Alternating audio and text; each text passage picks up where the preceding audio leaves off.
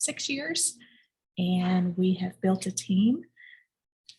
So I am here today to talk to you about the beginning part of the transaction.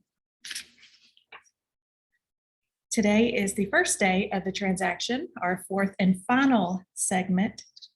And I just skipped a page, so hold on.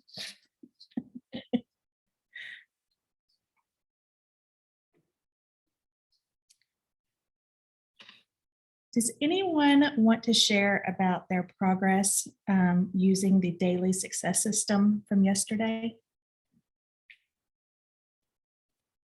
I can't see. I know we've got everyone muted, but if you just want to speak up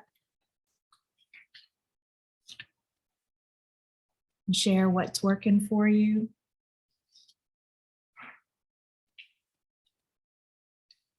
Did anyone have any challenges yesterday that they want to discuss?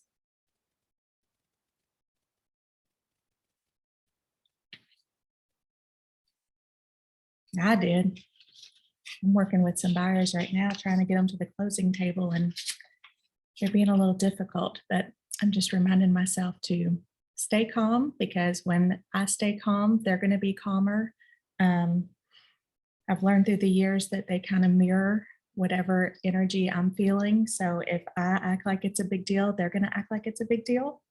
And we don't want that to happen, because then everybody's going crazy. Okay. Well, now it won't.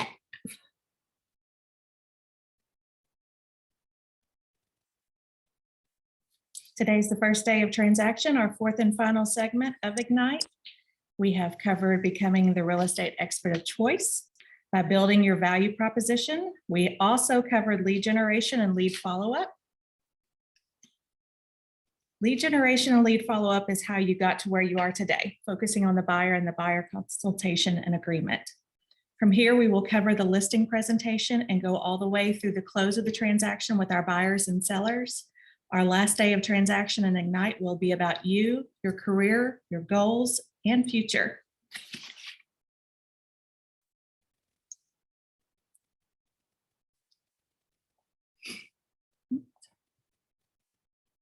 Nope. All right, Bailey, could you read this for me out loud, this quote? The right approach to close board meetings is the only approach. Just ask for it. Pretty clear, right? So when you find a client that is able, ready, and willing, you just ask them to meet. We'll cover how we're going to do that. You learned in the last session about qualifying buyers and why that's so important for you and your buyers. First, let's talk about A, qualified buyers.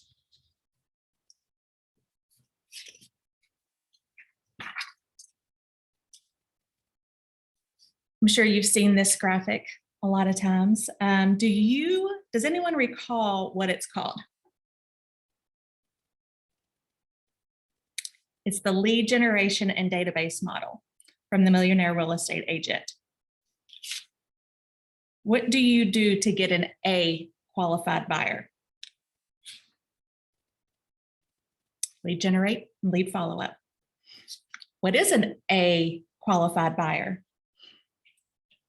A buyer who is able, ready, willing to do business in the next 10 to 14 days. How do you follow up with an A buyer? Daily. You take daily action, bringing value to that lead until you get the appointment to present them with your value proposition and what it means for them. You have any questions about that?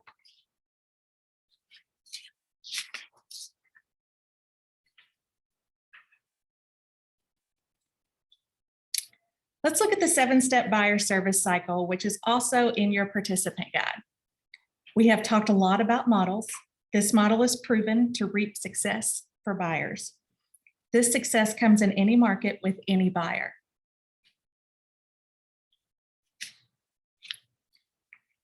So let's look at, so number one, the first step leads to appointments. Number two, prepare the buyer consultation, the actual buyer consultation, finding a home, offer, negotiate the contract, contract to close, and then post-close systems, which are just as important. So far in Ignite, you've prepared yourself to show your leads and contacts the value you bring to their real estate journey. You lead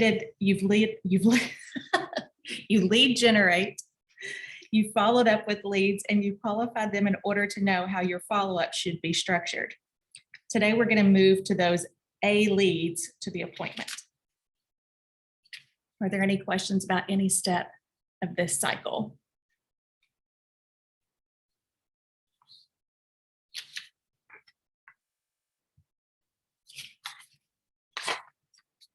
Any of you have ahas from what we've covered so far?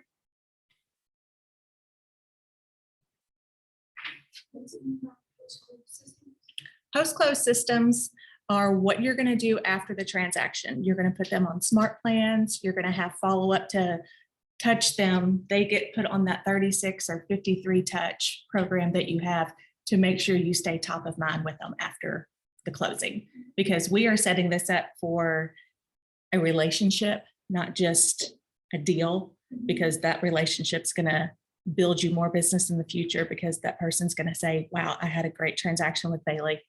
Here's who you need to use when they're sitting in the office and someone says, I need to start looking. So post-close, the systems we put in place afterwards.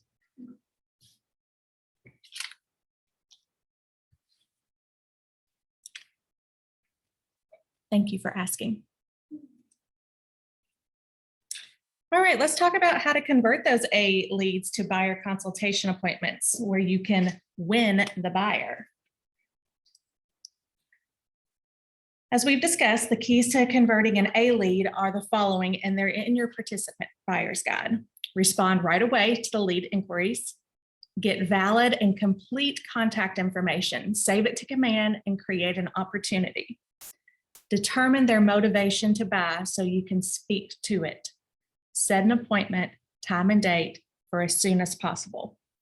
This is one thing good to do if you're lead generating in the mornings or anytime during the day. When you get done, go back to your notes and make sure that you are putting all the information in. Because if you talk to a lead and they said, you know, today's not a good day because I've got to run my son to basketball, my daughter has gymnastics. The next time you follow up to say, hey, how are the kids doing with, you know, basketball and gymnastics? They're gonna be like, wow, that person really listened to me. You know, so if you pick up just on tiny things to add to the conversation when you follow up, it goes a long, long way. Does everyone understand why it's so important on reaching out immediately, putting this person in opportunities? Because if you're not going to follow up with them, they are going to follow. They're going to find someone who's going to help them, because we know they're ready. You know, that they're wanting to have conversations. They're wanting to start looking. So if you're not going to be the one, they're going to find someone.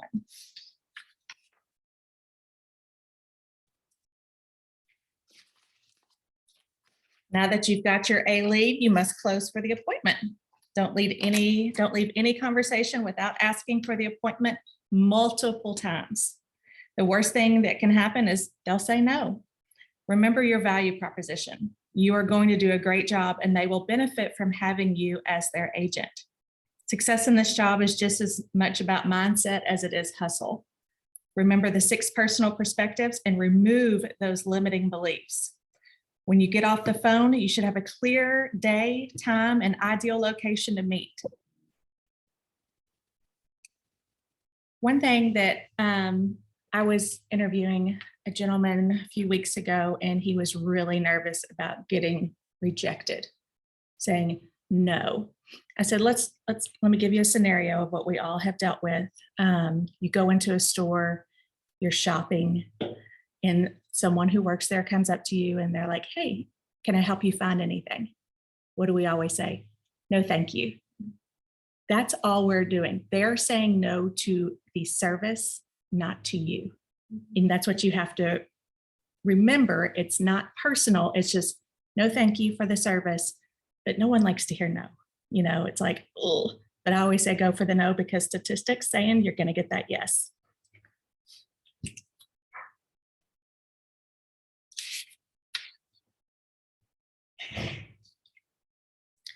Okay, so 7 close to appointment tactics. Show the benefits, take back close, negative positive close, give them what they're looking for, trial close, assumptive close, and the tie down. I'm going to go over a couple of these. One of my things that I have learned that works for me is showing the benefit of what I can do, because people want to know what you're going to do for them. So one thing I do is when I talk to buyers, one of my first things is I send them my app. You can use your KW app. You can use your local MLS app, whatever works for you and for the buyer, that's what's going to be the best tool. So I say, you know what, I'm going to send you my app. On there, you can go in, and when you select a home, you can hit favorite. Well, I'm automatically going to get that notification. I'm going to look up that property. I'm going to be able to send you disclosures ahead of time before we even get to that house, because I don't want to waste your time. I don't want to waste my time. That way they know you're involved. You know, like send me, ask me questions. Let's do this together. Make it a partnership, and they will stick with you for life if they know you're working for them.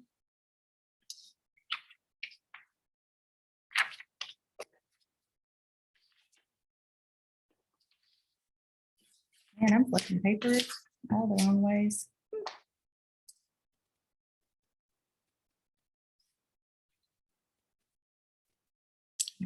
Let's see here.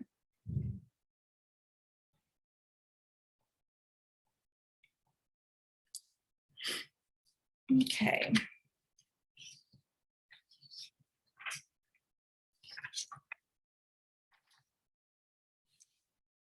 When a buyer objects to meeting you, what are your first thoughts? Rejection? Definitely. That they're being unreasonable? Those are all limiting beliefs, aren't they? Believe it or not, objections are good. They are buying signals and another step closer to a purchase decision. Objections are a response to, I don't know enough yet, or you haven't answered all my questions. Instead of walking away at the first sign of an objection, there's a system for exploring and solving the objection right away. Let's review the 5-step system in your participant guide. We want to ask questions, investigate deeper, ask, tell me more about that, or help me understand. Empathize, acknowledge and say, I certainly understand how you feel. Identify the real issue, restate what you heard, and ask for confirmation. One thing you can do is say, okay, so what I'm understanding is that you want to be in a certain school district. You're willing to give up a 3rd or 4th bedroom if you can be in that school district. You just want to make sure that you're on the same page with the buyer when they're telling you this information. When you're in a buyer consult, you want to be writing down frivolously everything they're saying. You want to offer a solution and then urge an agreement. Ask again for the appointment.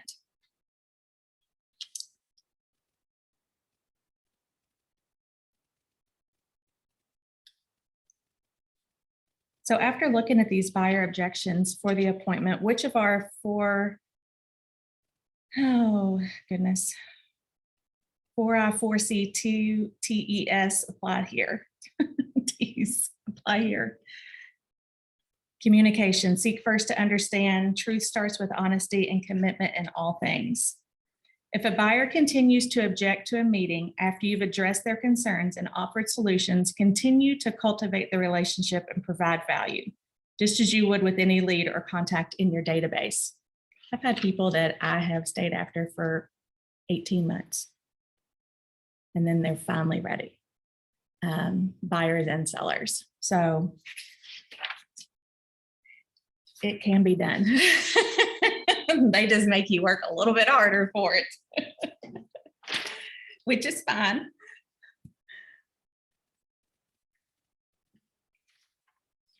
Okay, what ahas do we have?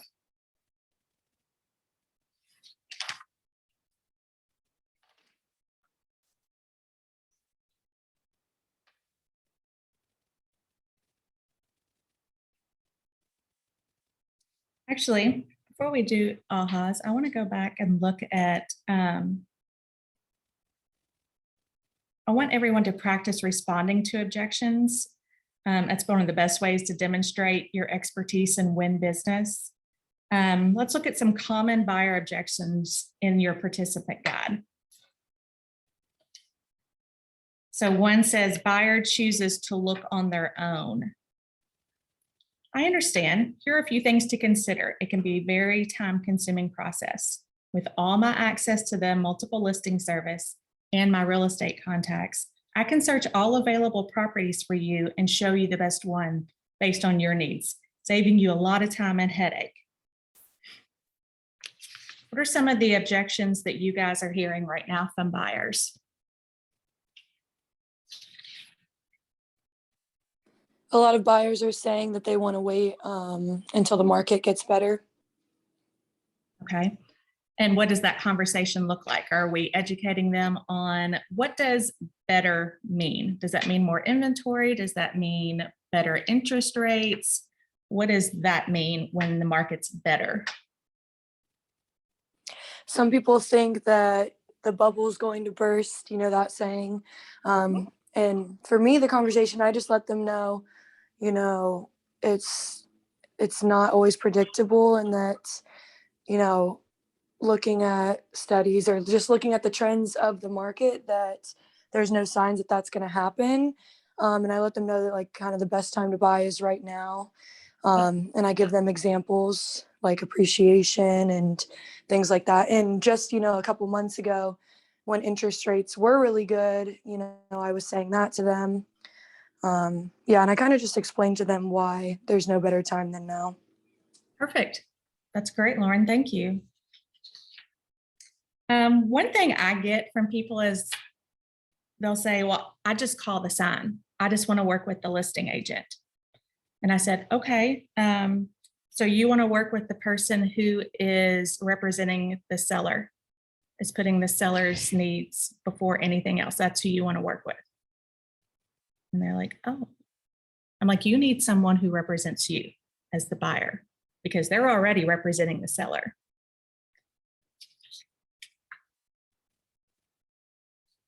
And I also say, you need someone helping you, because with the low inventory, we know a lot of times before the houses are even going to come on the market. Think if we can get you in there, you know, get you under contract so you avoid multiple offers.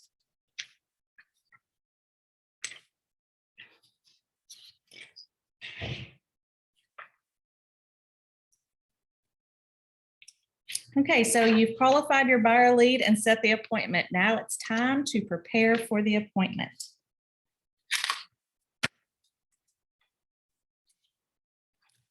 Buyer consultation preparation list. To get a signed buyer agreement, first you need to get to the appointment. When you make an appointment with your doctor or dentist, do they simply tell you the time and date as you head out the office and expect you to show back up right at that time each day? Of course not. They follow up and manage the appointment. Refer to the participant guide and review the checklist at a high level. Someone want to read those out for me, please?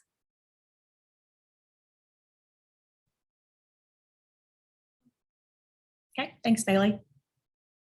Confirm appointment date and time. Confirm appointment location. Ensure all decision makers attend. Complete your buyer guide. Prepare the meeting space and review the lead sheet. Thank you very much. Why is it important that all decision makers are present?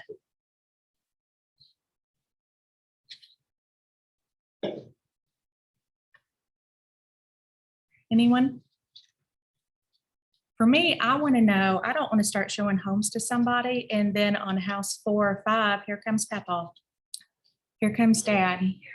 And they are really going to be helping, is what I say, or influencing. So I always say, who are the influencers? You know, is this one have money? Are they the money? Who's the decision maker, the money, and the influencer? Because I want everybody there. I don't want to get to the house they think they love, and then all of a sudden they're like, okay, well, now I gotta call my mom and dad. They're gonna come with me because they're helping me pay for it, which you should have already known because of getting them pre-approved. But sometimes we don't. Just the dad likes to inspect. Yes, dads love to inspect. Because I think me and Joey had a situation like that. Mhm, They were like ready to put it on offer, mhm. and then the parents came. And they're like, Yeah. Yep. Everyone knows more than we know.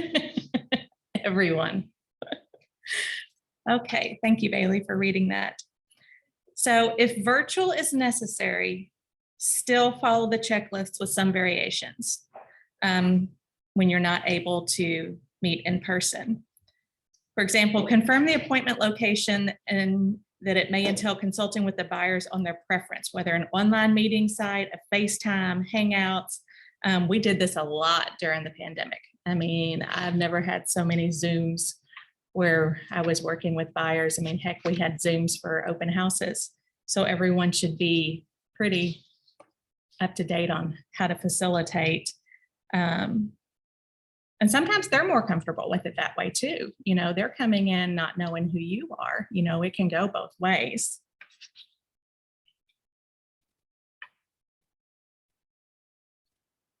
When you sit down to meet with your buyers for your consultation, make sure that it's free from distractions, it's neat and appropriate for the meeting. Don't say, hey, let's just go meet at the strip club, you know.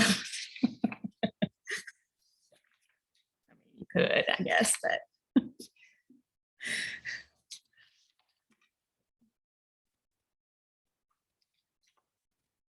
top 10 service areas of the buyer value proposition. You'll recall this from day 4 when you developed your unique value proposition, that there are certain service areas the buyer expects. These are the top 10 areas where buyers need a great agent to help them. Needs analysis, pre-qualification or pre-approval, neighborhood information, home search, make an offer, negotiating to buy, vendor coordination, pre-close preparation, closing, post-closing. Your buyer presentation and buyer guide is going to touch on all of these in a very personal way.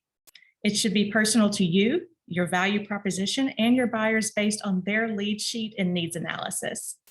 Remember to keep your value proposition focused on what you bring to the buyer, not just on how great you are. List the benefits you offer buyers and the compelling reasons to work with you. These are going to be the basis of your customized buyer guide, which you create in Command. And I brought mine and Matt's. And it's literally one of the ones in design that you go through. We just put our logos on them. It's buying your first home, everything you need to know.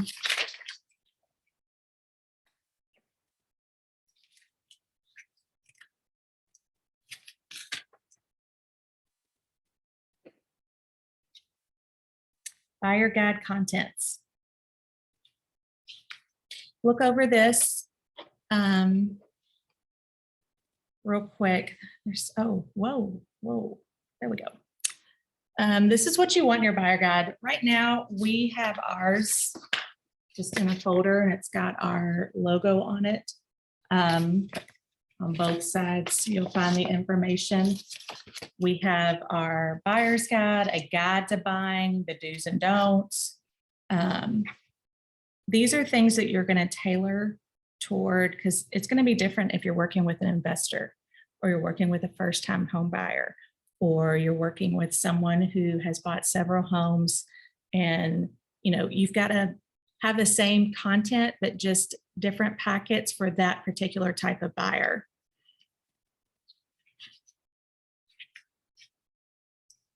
Looking at this list, what does it do for your buyers? What does it give them? Does it provide value? It provides information, what to expect, answers questions, lays out buying process, helps them avoid mistakes, sets expectations for the process and their relationship with you. Shows them you know what you're doing. An informative and compelling buyer's guide explains the buying process and answers questions buyers have, and even those they don't know to ask. It educates the buyer, shows your credibility, and gives you a guide to follow during the presentation. Is this guide going to be the same for all buyers? No. Here it says, the investor will tend to get a different information from a first-time home buyer. Someone who grew up in the area probably doesn't need a list of attractions. Does this mean you have to create a completely custom guide for everyone? No. Lots of information will be the same, and all want a local market analysis with price ranges and trends, for example. Building new relationships with local lenders and insurance professionals is beneficiary for every buyer. You're likely to have always pages and then some that apply to buyers or areas. What questions do you have about any of these items?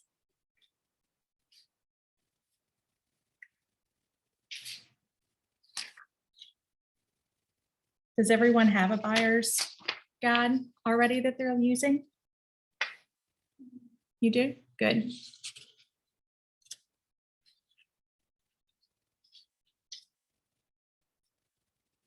Okay.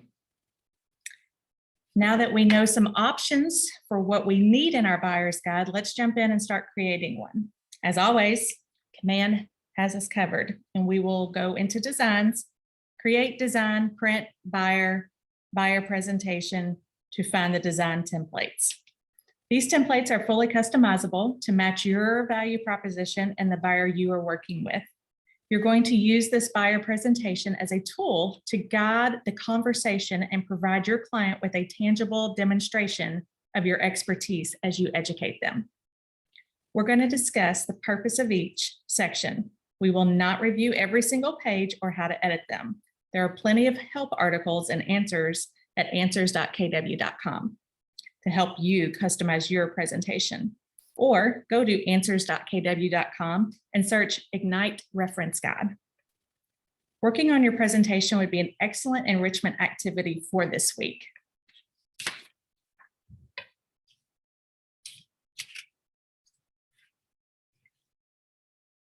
Bailey, did you guys do yours through Command? Do you know? On Canva? Another good one.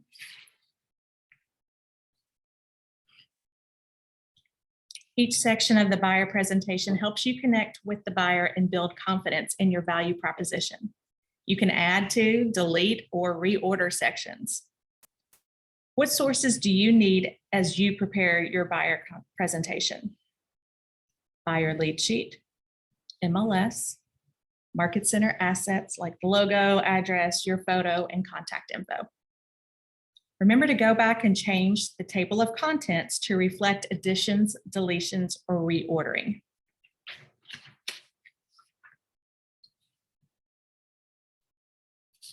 The first page sets the tone for your relationship. Start by asking buyers to explain their dream home buying experience. Turn to this page in your participant guide. What is the objective for this page?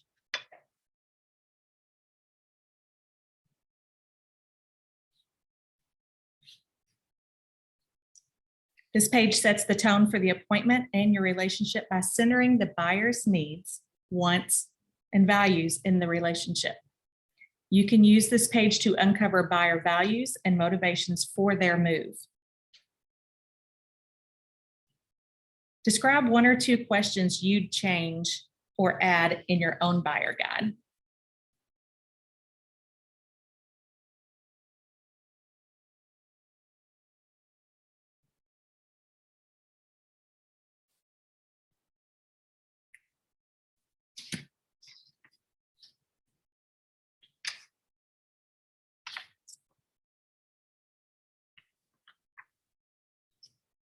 The next section is the preference profile. This profile is about uncovering expectations and preferences for communication and the anticipated timeline for the buyer. Remember, it is so important to set and revisit expectations. This is where you tell your client that you're available to them every single day, and you turn your phone off at 9 p.m. and will see their message no later than 8 a.m. and return their call ASAP.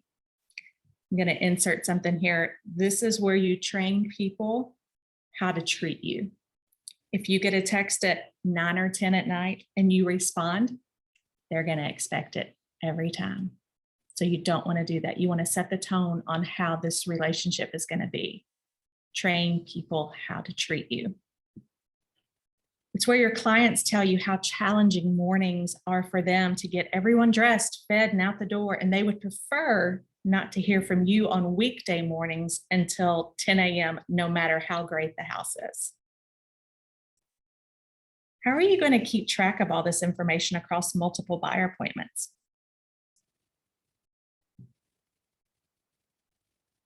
Make sure that during these presentations that you are taking notes. You want to be able to capture every bit of information. This demonstrates to the buyer that their thoughts and needs are important to you. After the appointment, update the buyer's contact information in Command to include their preferred method of contact. You can also use the custom field options to add additional buyer preferences.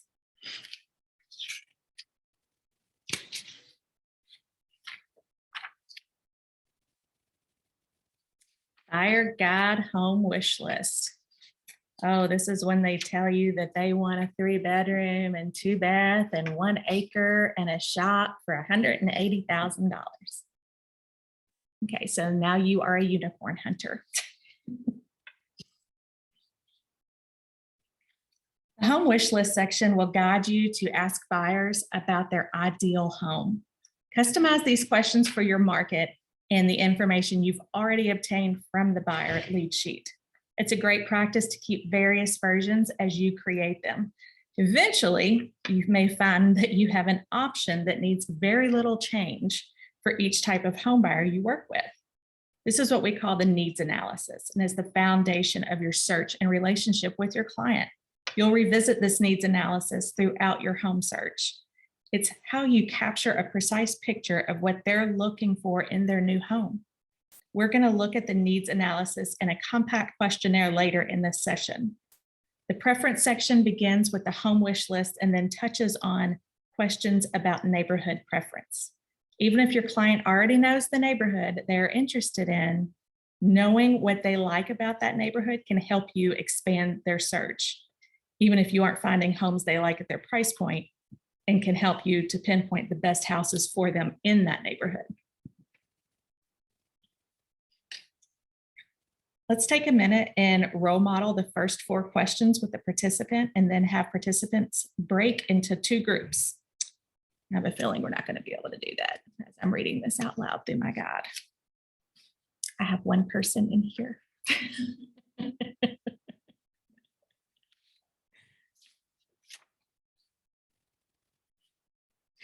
Next. Okay, neighborhood insights.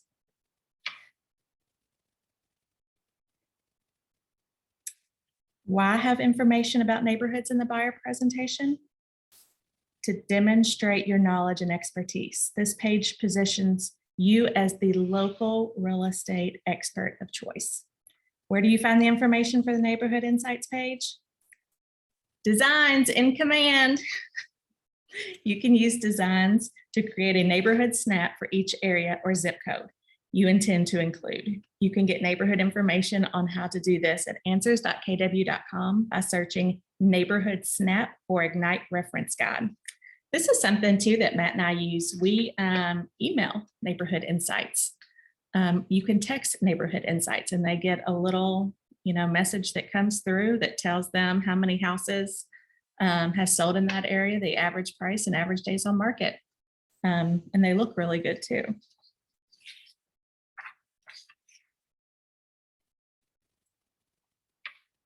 Do home buyers understand the home buying process? No. No, no, no. Even if they think they do, they don't. A buyer who knows what to expect is a confident buyer.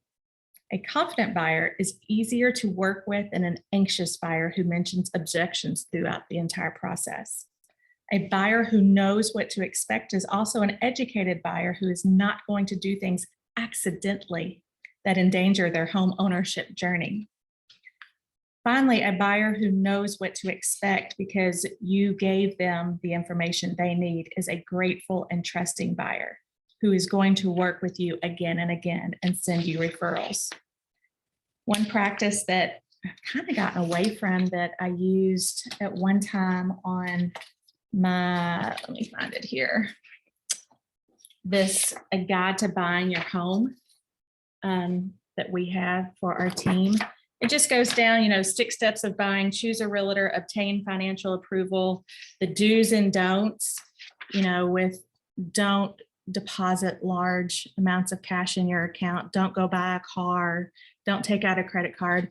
We would have that list and we would have the buyer's initial next to each one, because when they come rolling up in that new car day before closing at their final walkthrough, and they're like all excited because they bought a car, and you're like, oh, I hope it's big enough to live in, because now your debt to income is just out of whack. We can't buy a house. And I go back and say, look, you signed it. I went over it. So that's actually a good practice to start doing again, as I say that out loud. Get a drink of water real quick.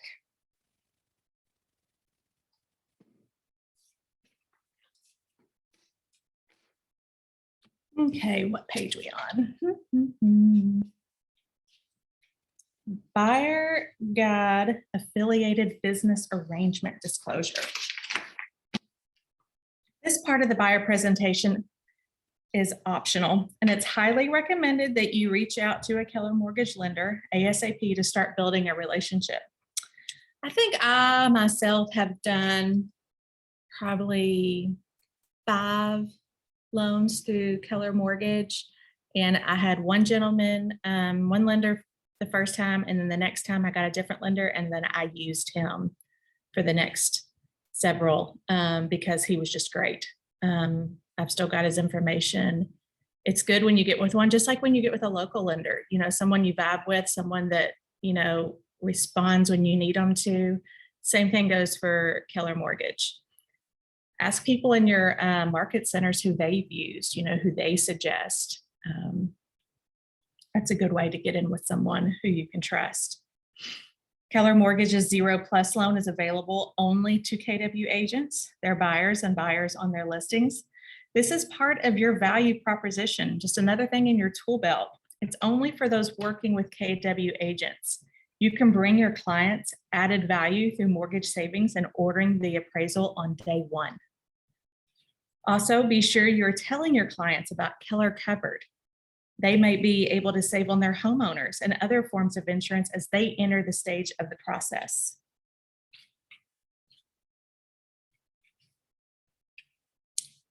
When you're doing your buyer's guide, make sure this is another page you'll need to customize for your own particular market center.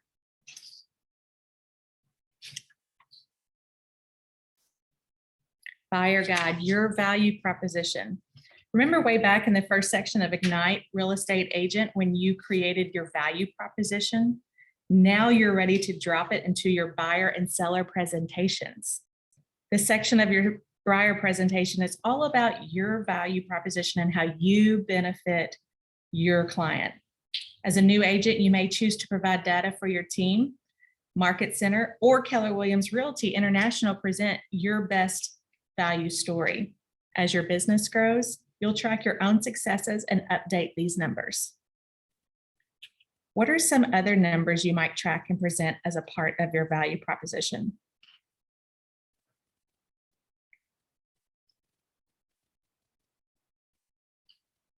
Years in business, clients served, repeat clients, houses per neighborhood that if you want to become the expert realtor in one particular area, you can do a page on that.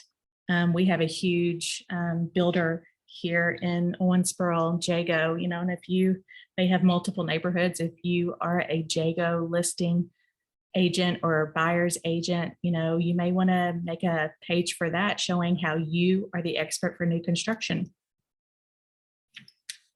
You can also have testimonials.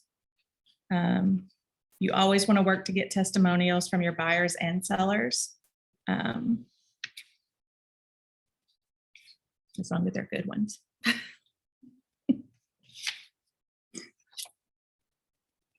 Okay, ahas. Any from this section?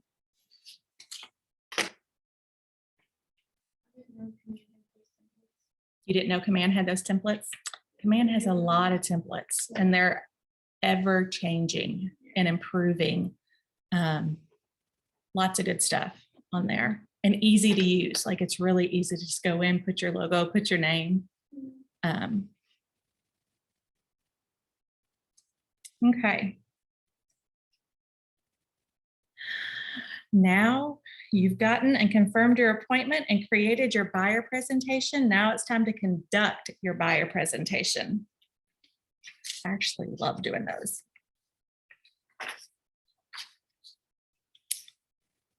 Prior to meeting your buyer, you should have a high quality color copy of the buyer presentation ready for them. If you're meeting virtually on a meeting platform, it's a good idea to have one delivered to their home or the office the day before. If not, be sure they have a PDF version to review during the consultation. It is most certainly best to meet in person at your office or another quiet and public location. Anything else you think you need to have for the appointment to be prepared?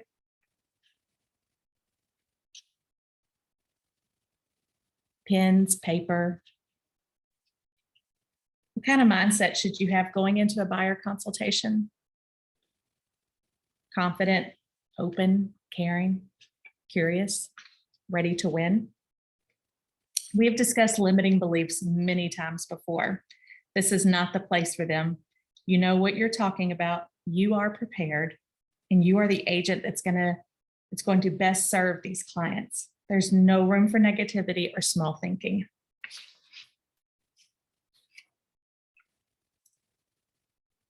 Someone want to read this quote for me?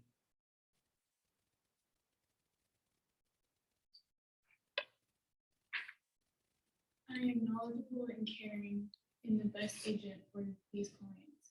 They will appreciate my expertise and preparation and choose me to represent them as they buy home.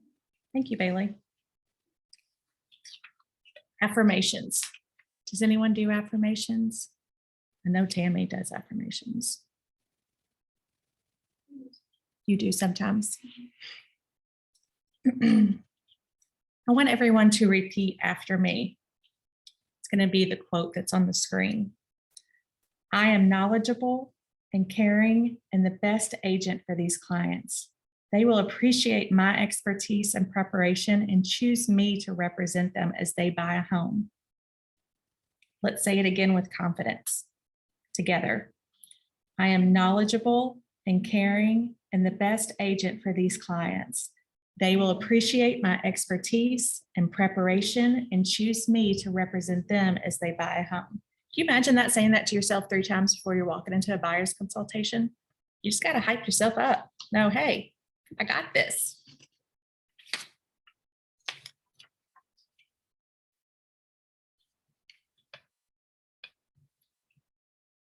Effective delivery of the buyer presentation begins with welcoming the buyer and setting the expectation for the appointment. Turn to the conversations in your participant guide.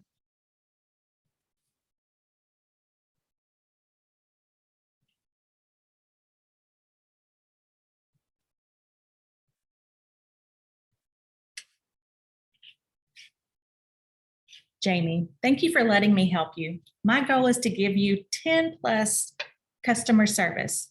To do that, I'd like to get a clear idea of what you're looking for in a new home.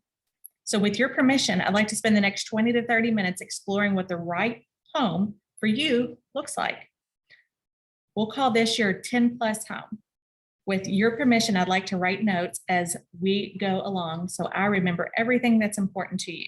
It may seem like a lot, and I'd rather ask you 500 questions now and show you the right 5 homes than ask you 5 questions and waste your time now showing you the wrong 500 homes. Does that work for you? How does this set the conversation help with the buyer's expectations? Helps the buyer know why it's important to spend time with you discussing their wants and needs before looking at a house. This will save the buyer time later in the process and be sure that you are both laser focused on the homes that will make them happy.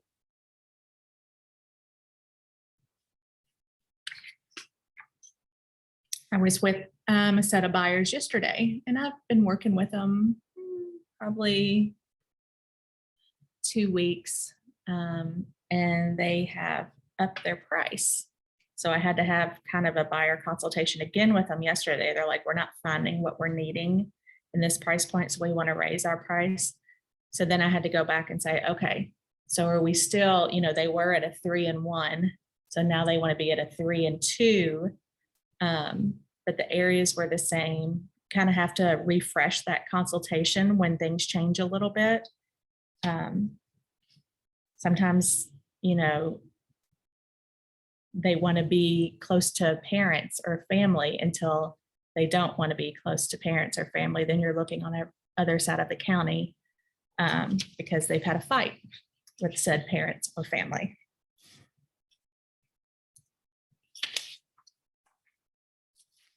Buyer needs analysis. A big part of your buyer consultation is filling out the needs analysis. This is where you listen much more than you talk. These questions are set out in the buyer presentation and command in your participant guide. We're going to be mentioning the needs analysis a lot as we cover the rest of the transaction. Go over several of the questions in the needs analysis and explain how important the answers to these questions are to a successful search that finds the buyers their dream home and the least amount of extra effort and showings possible, which is always nice.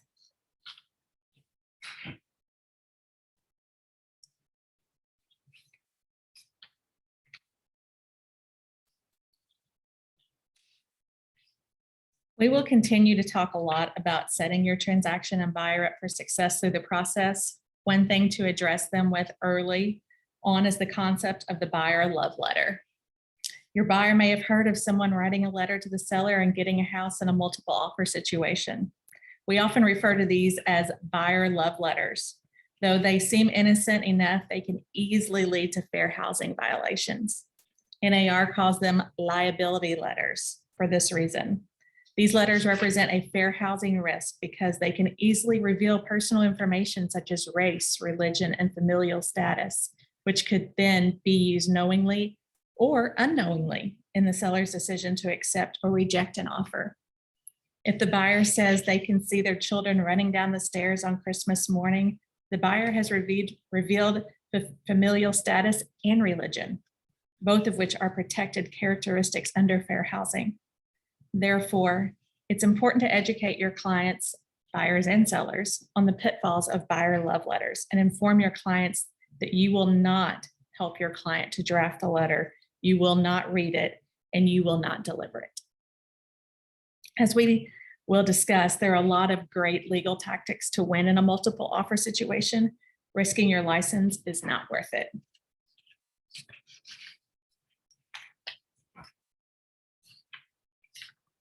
Before all this happened, where they came out and we were starting to really learn about the liability letter, I would always, especially when we had multiple offers, if someone had presented letters to me, I sat down with my sellers and said, okay, so everyone needs to remember this is a business transaction. We need to talk money. We need to talk terms. That's what we're going to make this on. I said, I have 3 letters sitting here. I need to know, do you want those letters involved in this business transaction? And every time it was no. We are making a decision based on numbers and what's going to help us get to our future house. So now that I know all this, definitely will not be accepting them. And if your buyer pushes for it, well, then you tell them they have to deliver it to the house, but you will not go over it. You will not mention it. But I just say in the buyer consultation, go ahead and talk about it, that we will not be writing one of those.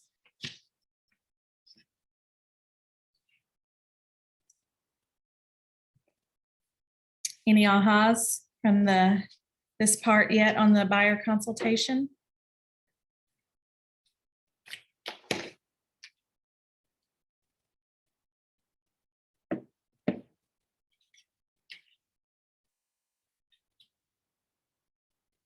Okay. Getting the signed buyer agreement.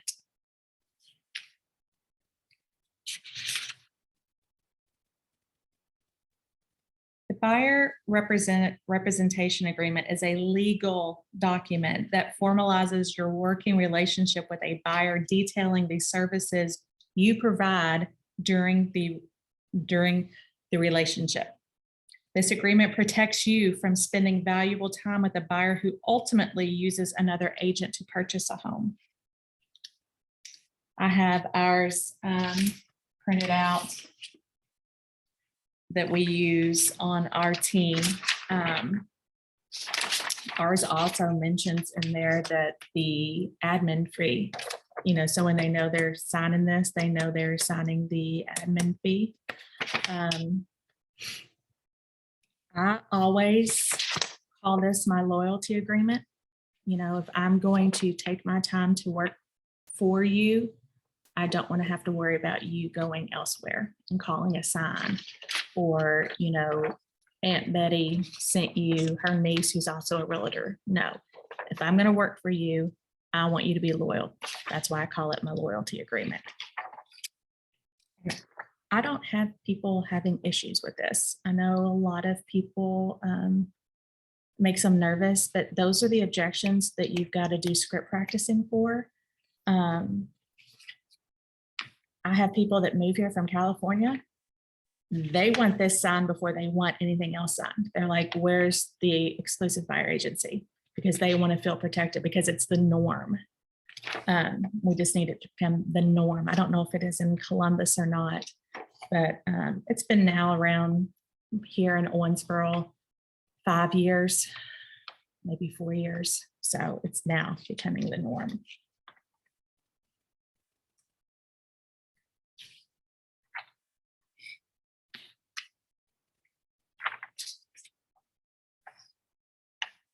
We are going to practice the close for agreement conversations. You should also review and practice the objections to exclusivity conversations before the buyer consultation. Look to close for agreement conversations in your participant guide.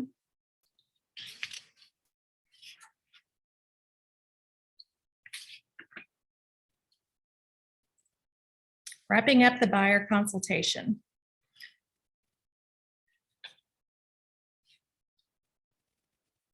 Don't forget to share your KW app with the buyer and show them how to use the search features and guide to follow the home buying process. The buyer consultation should end with clear next steps. At every point in the sales process, you will be telling your clients what to expect at this moment and coming up, so they stay informed and confident. Ending the buyer consultation is the same. What will happen next? Will you set up a search for them by the end of the day? Will you send them further information on neighborhoods they're interested in? Will you be sending them contacts directly to their phone for lenders you recommend? Make sure they know what exactly next and when it will happen. Then make sure you follow up. If it's supposed to be to them by 9 p.m., make sure to get it there by 8. Does anyone want to share what they do differently or in addition to on their buyer consultations that they find that works for them?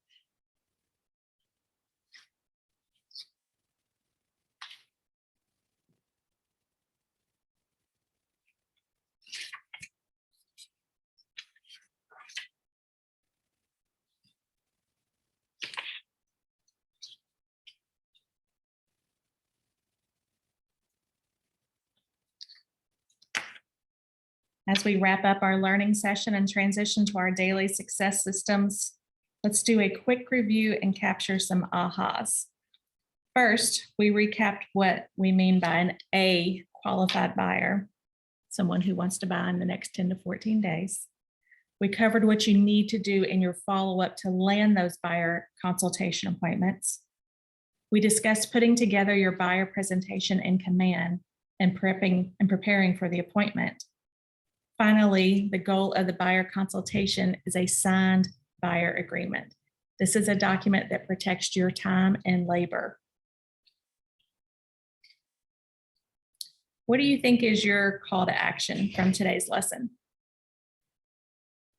Prepare and practice your buyer presentation. Get copies of the Market Center's buyer agency representation agreement and practice conversations you'll have with potential clients. How's your mindset now? What are your questions or concerns, if any, regarding your buyer presentation?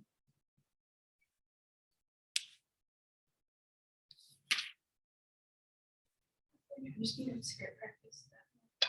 Script practice more? I haven't really focused on it. Do you know where to find those? Yes. Okay. And if not, I have some in my office too I can share with you. Ahas to achievement. Each day in Ignite, you grow in how you think, feel, act, and implement what you've learned. From learning and ahas, you move forward toward achievement of your big life. And that's what we're here for, right? To achieve our big goals. One thing I want you to do this afternoon is write in your participant guide how you think you've grown in these 4 areas. How has your thinking changed? What ideas or mindsets were new? What do you feel differently about? What was meaningful to you today? How will your behaviors be different going forward? What actions will you take? And what tools, models, or systems will you use? How will they make you accountable?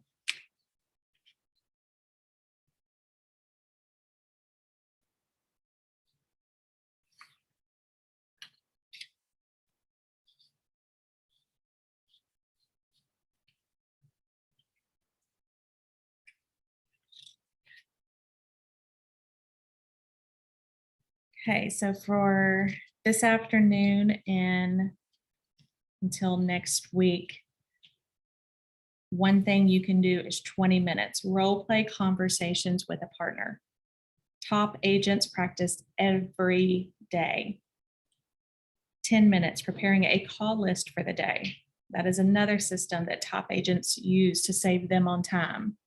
Once they have a list, they start at the top and call people without hesitation. 45 minutes, real play, role play in the real world, making contact and having conversations with as many people as possible with the goal of establishing and nurturing valued relationships so that people are ready to buy or sell when they think of you first. Does anyone ever think when you're at the gas station and you're pumping gas and everyone's just kind of standing there?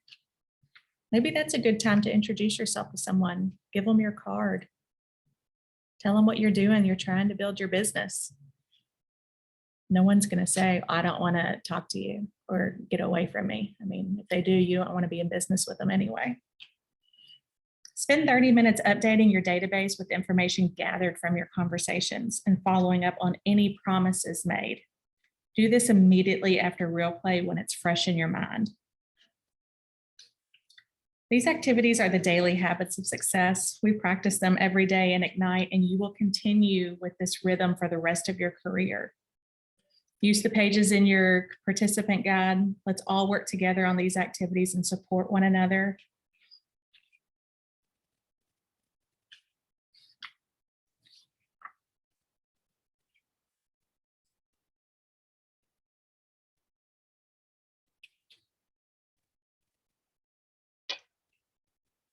Let's move into our daily success system, timekeeping in mind, that the purpose is to develop the mindset, skills, and tools you need to build relationships and secure an appointment with a potential buyer or seller. What do you notice that is different from any previous version of the daily success system?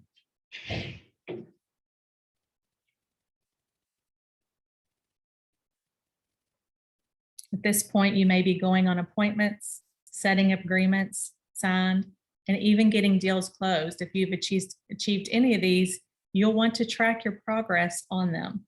Your daily success system tracker includes 10 conversations with your sphere, people you know and who know you, 10 contacts added to your database, name, phone, address, and more, 10 handwritten notes, express gratitude to let people know you're in real estate and appreciate referrals, utilizing the 10-5-1 for social media engagement, other enrichment offered at the end of each lesson and participant guide of your own choice. You will be accomplishing most of these goals during your daily success system. Keep doing these activities outside of the class time as well. Work with your accountability partner and have fun. During the final update time, you may write notes and engage with social media. One thing I like to do is I'm big on sending cards. I have a whole thing in one of our offices. It's got any kind of card you can imagine, from sympathy to thinking of you to just blank ones. And if I'm on Facebook and I'm scrolling and I see someone who is talking about a bad day they had, or they've got someone near and dear to them sick, I'll just send them a card saying, hey, I saw that on Facebook. I just wanted you to know I'm thinking about you. I hope things get better, or I hope today was better than yesterday. So you can even drop those by people's homes. People always want to know you care.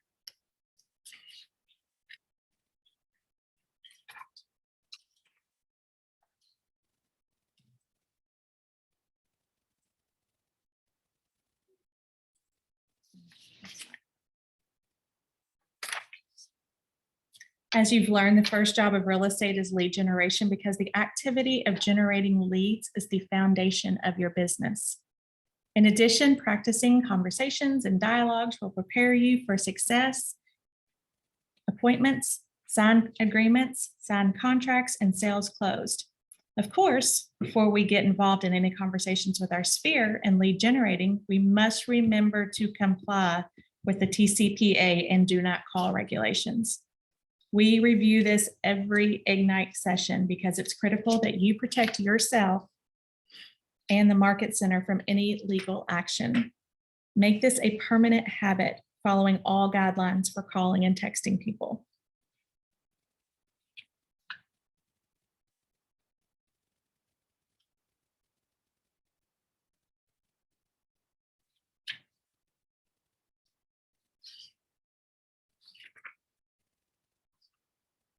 I'm sure everyone has seen the Do Not Call Telephone Consumer Protection Act, the Do Not Call List, and Telephone Consumer Protection Act. I just said that twice.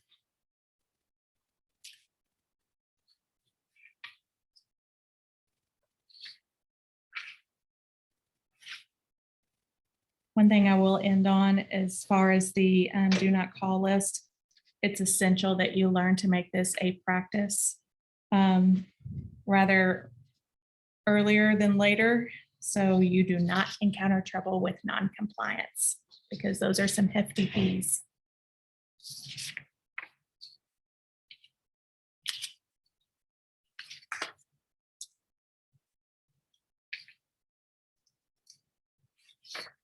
Man, I'm getting everything confused. Hold on. I went through my papers and I didn't put them back in the order they should have been. Oh, here we go. Okay.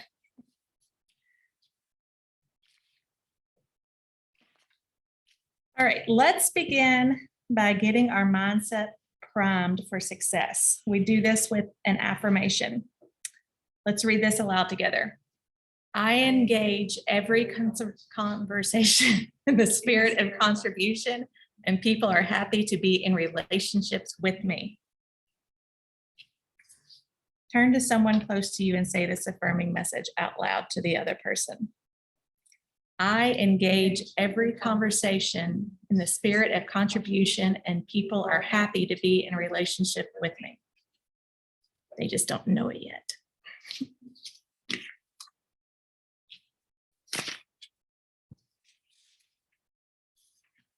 Okay, so there is special 20-minute segment for role playing. Since we don't have groups, looks like anywhere,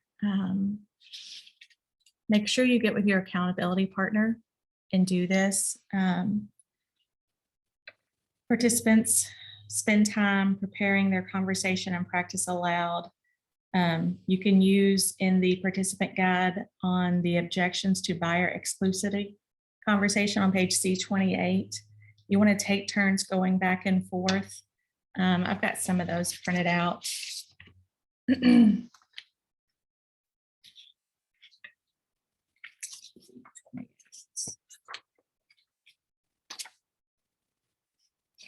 And anytime you need a script practice, what's it called? A script practice person?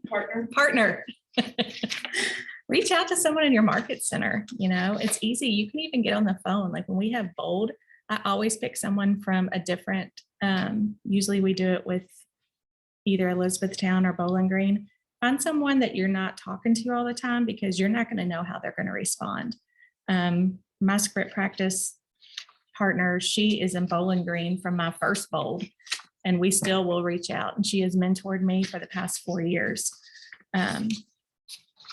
So that's where you become the best version of yourself, is going through objections and learning how to overcome, objections.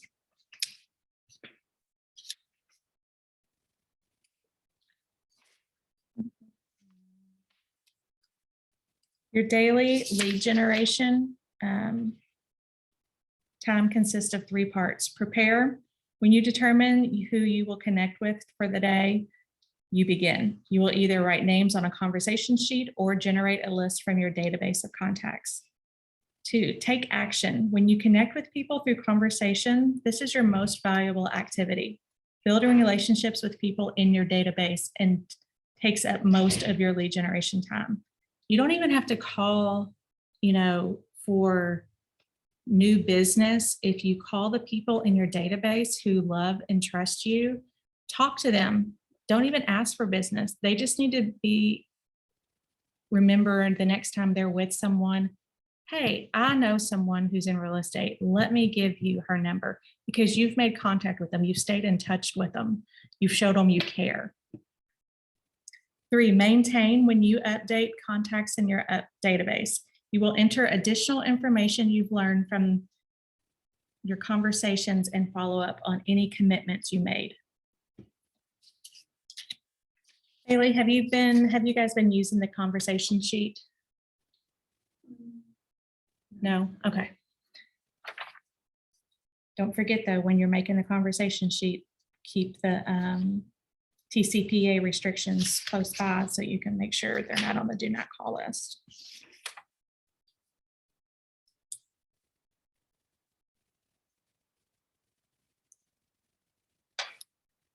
Lead generation conversations. We're not going to do this for the next 45 minutes. This is something that you'll be doing on your own time this afternoon, this evening. But I do want to go over the steps of the activity. Begin with the affirming message. Use the conversations you just practiced to make calls. Suggest a meetup to reconnect. Make notes in your conversation sheet that reflect the outcome of your conversations. Do this for each contact you call, and you will enter these in command later. Call for 45 minutes and call as many people as you can. And remember your affirmation. I engage every conversation in the spirit of contribution, and people are happy to be in a relationship with me.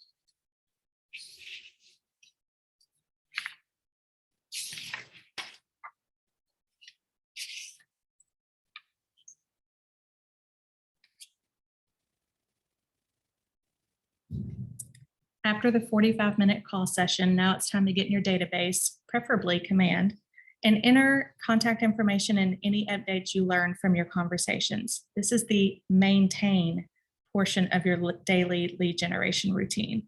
This is also the time when you'll follow up with handwritten notes to the people you called. Remember to express care and gratitude.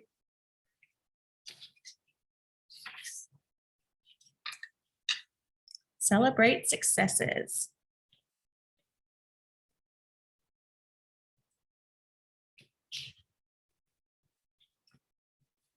Does anyone want to share the results they've had with their daily success system, or any challenges or opportunities that you'd like to go over as you're doing these each day that you've ran into?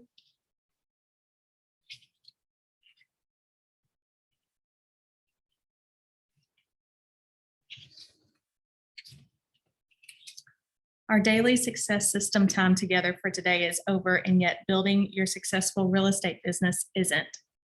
If you didn't complete all your conversations, added contacts, handwritten notes, or followed up promises made, finish those on your own with your accountability partner. Also, be sure to do your 10-5-1 social media engagement. Finally, what will you choose as your enrichment? What learning-based tactic will you engage today to make yourself the best agent you can be?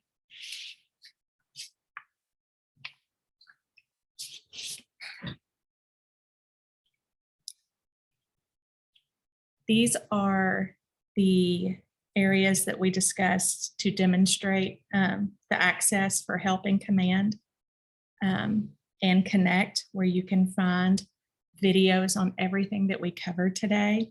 They have chat for support, and you can even go on there. There's a place for ideas.com, ideas.kw.com to post an idea on something that's worked for you. And plus, you'll be able to see other people's ideas.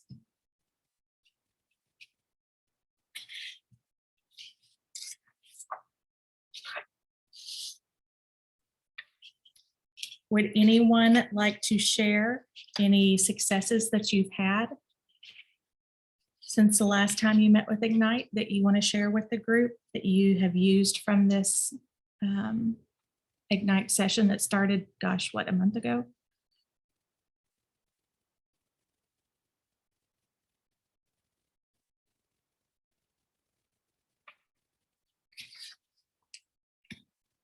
So next session is going to start this afternoon, and it's going to be Win the Seller with Miss Sarah Barnes.